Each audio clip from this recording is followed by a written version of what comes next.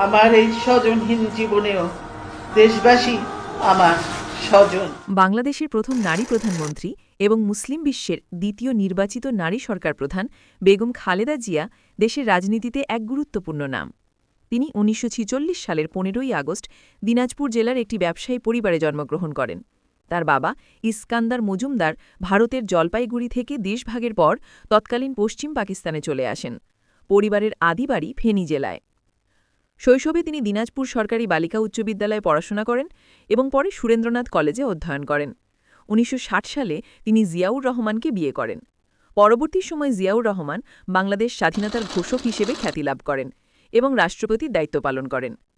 First lady হিসেবে বেগম জিয়া আন্তর্জাতিক অঙ্গনে বিভিন্ন রাষ্ট্রনেতার সঙ্গে সাক্ষাৎ করেন। তিনি যুক্তরাজ্যের প্রধানমন্ত্রী মার্গারেট থ্যাচার, নেদারল্যান্ডের রানী জুলিয়ানা সহ বিভিন্ন দেশের শীর্ষ নেতাদের সঙ্গে আলোচনায় অংশ নেন। ১৯৮১ সালে রাষ্ট্রপতি জিয়াউর রহমান নিহত হওয়ার পর ১৯৮২ সালে বেগম জিয়া বিএলপিতে সাধারণ সদস্য হিসেবে যোগ দেন। পরবর্তী কয়েক বছরের মধ্যেই তিনি দলের অন্যতম শীর্ষ নেতা হিসেবে প্রতিষ্ঠিত হন।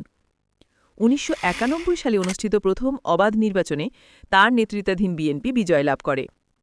একই বছরে বেগম জিয়া বাংলাদেশের প্রথম নারী প্রধানমন্ত্রী হন। পরবর্তী সময়ে ১৯৯৬ ও ২০০১ সালের নির্বাচনে তার দল আবারও ক্ষমতায় আসে।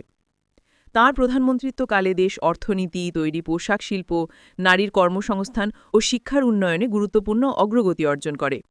তিনি দেশের গণতন্ত্র পুনঃপ্রতিষ্ঠায় গুরুত্বপূর্ণ ভূমিকা পালন করেছেন। বর্তমানে বেগম খালেদা জিয়া অসুস্থ। দেশের মানুষ তার দ্রুত সুস্থতা কামনা করছে, যাতে তিনি আবার রাজনীতিতে ফিরে আসতে পারেন। কামারখন্দ নিউজ, সিরাজগঞ্জ।